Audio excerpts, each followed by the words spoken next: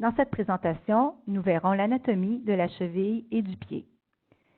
Je tiens à remercier Scott Whitmore de m'avoir permis d'utiliser sa présentation. Les structures qui seront vues dans cette présentation seront également révisées lors des séances pratiques d'anatomie de surface et de palpation. Si nous commençons par l'aspect latéral de la cheville et du pied, au niveau des structures osseuses, nous pouvons apercevoir sur l'image le talus ainsi que la malléole externe, le calcaneus avec la trochlée fibulaire, le cuboïde, le 5e métatarse et le 4e métatarse.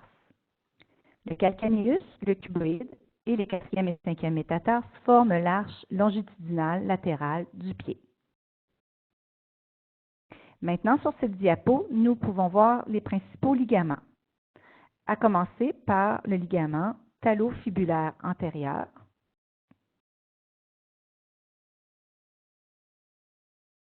le ligament calcanéo-fibulaire, le ligament talocalcanéen latéral,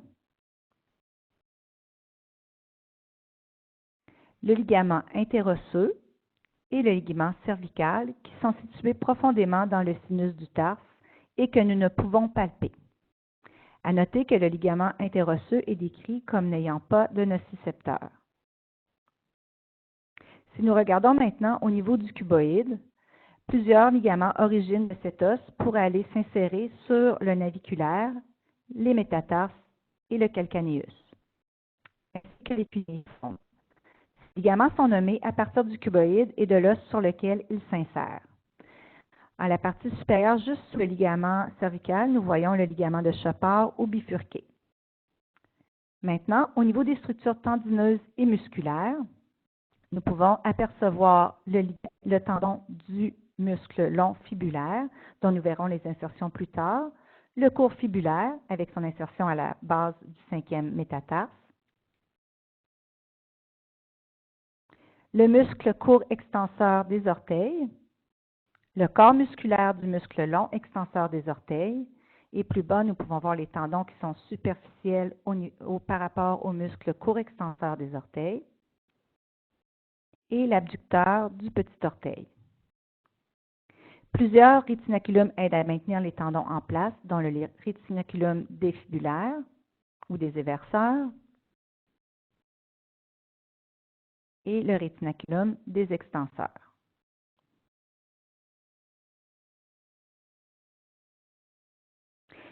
Déplaçons-nous maintenant au niveau de l'aspect médial de la cheville et du pied. Pour les structures osseuses, nous pouvons voir le naviculaire avec la tubérosité du naviculaire,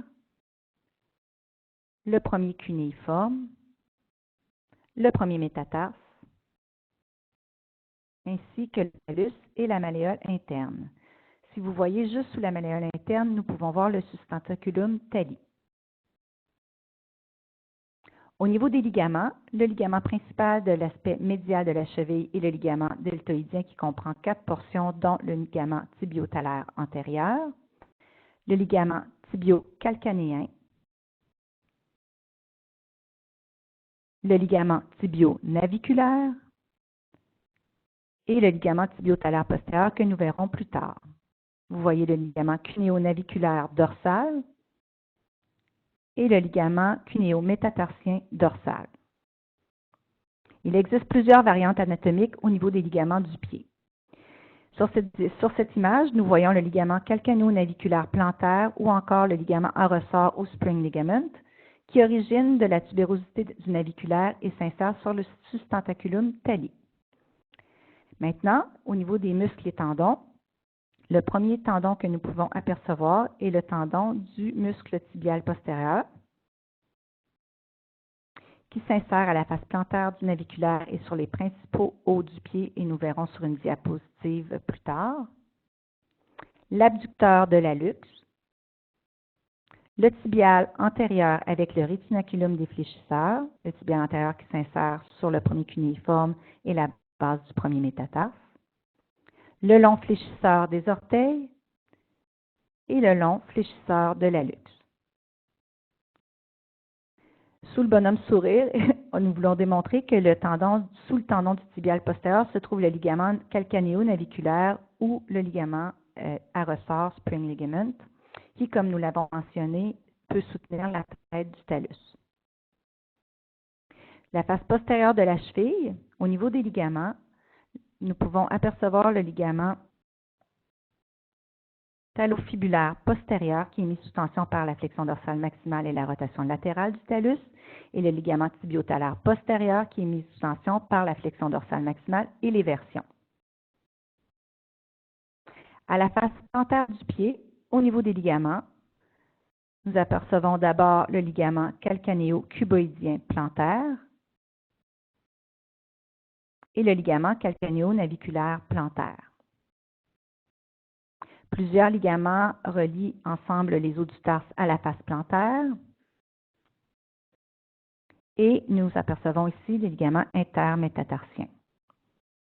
Voici les insertions du muscle long fibulaire et du muscle tibial postérieur. Premièrement, le long fibulaire qui vient s'insérer à la base du premier métatarse et du naviculaire à la face plantaire. Et le tibial postérieur qui s'insère sur le naviculaire, les os du tarse et la base des deuxième à quatrième métatarsiens. Au niveau des muscles intrinsèques de la face plantaire du pied, nous apercevons d'abord les muscles lombricaux qui sont situés entre les métatarses, l'abducteur digiti minimi ou encore l'abducteur du petit orteil, l'abducteur de l'hallux, ABD et ABD pour les deux muscles, et le court fléchisseur des orteils.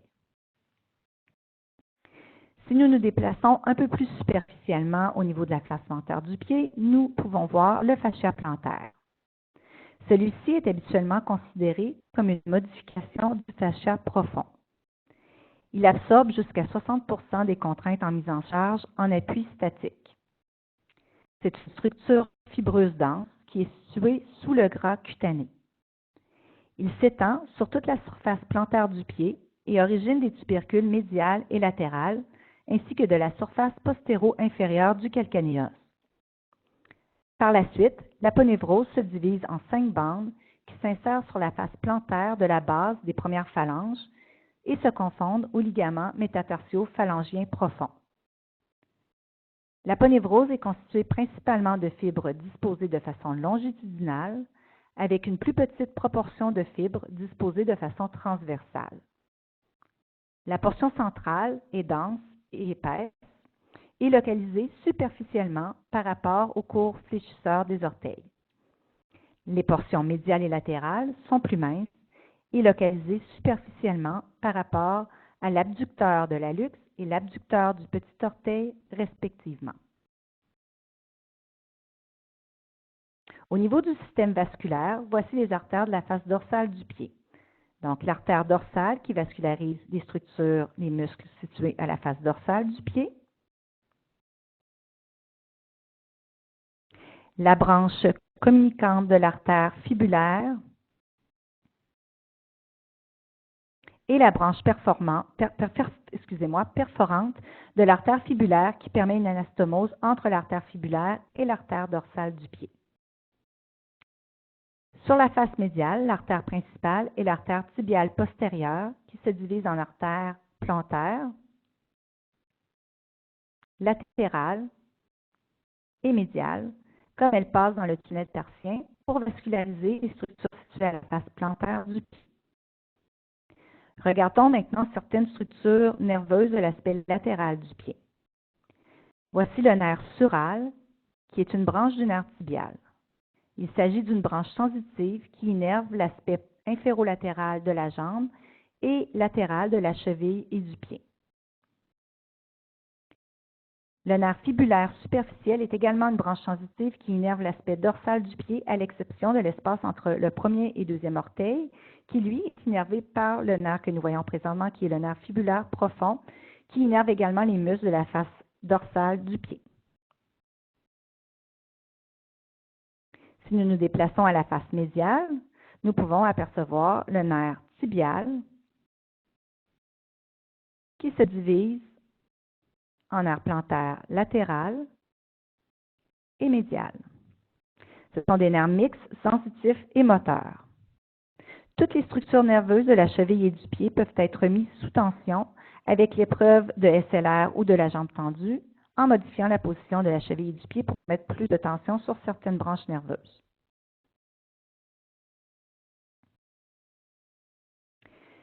Si nous parlons maintenant des fonctions du pied, je m'excuse pour la diapositive en anglais. Rapidement, vous reverrez plus tard dans l'analyse du patron de marche. Donc, le pied doit s'adapter à la marche en passant d'une structure rigide à une structure mobile et vice-versa. À l'attaque du talon, il passe d'une structure rigide à une structure mobile afin de permettre l'absorption du choc au niveau du membre inférieur. En étant plus mobile, il permet également au pied à s'adapter sur les terrains qui sont inégaux ou accidentés. Il demeure une structure mobile jusqu'à la phase de mi-appui et par la suite redevient une structure rigide vers la fin de la phase d'appui et lors de la poussée des orteils, afin d'offrir un bras de levier rigide pour permettre un décollement du talon efficace. Il est à noter que sa fonction mobile permet également d'absorber la rotation dans le plan transverse durant la phase d'appui ou la phase de support.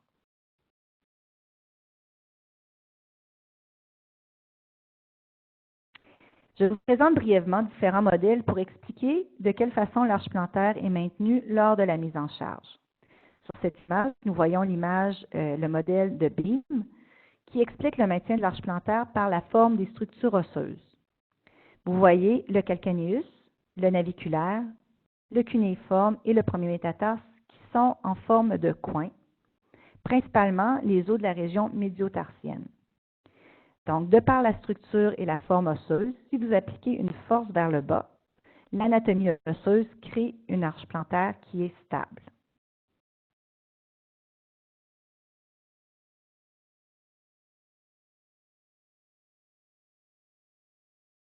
Le deuxième modèle, le modèle de Tross, explique la stabilité de l'arche plantaire en lien avec les tissus mous.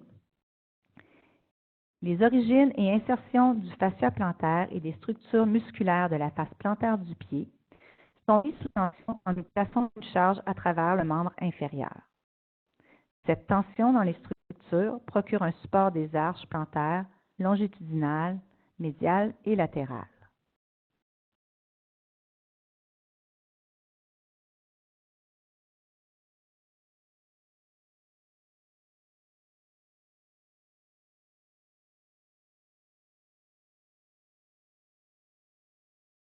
Le dernier modèle dont nous parlerons est le modèle de Windlass Mechanism ou le mécanisme de Treuil.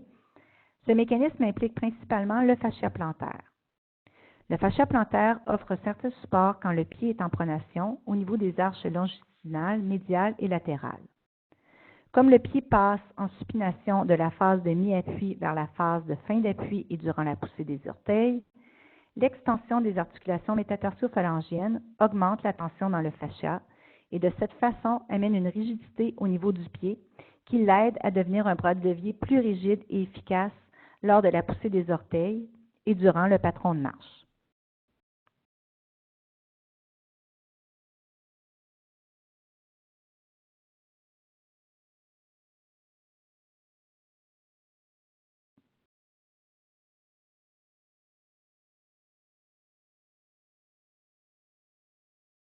Ceci met fin à la présentation de la révision des notions d'anatomie de la cheville et du pied. Je vous recommande de réviser vos notes de cours. Fini, Aurore.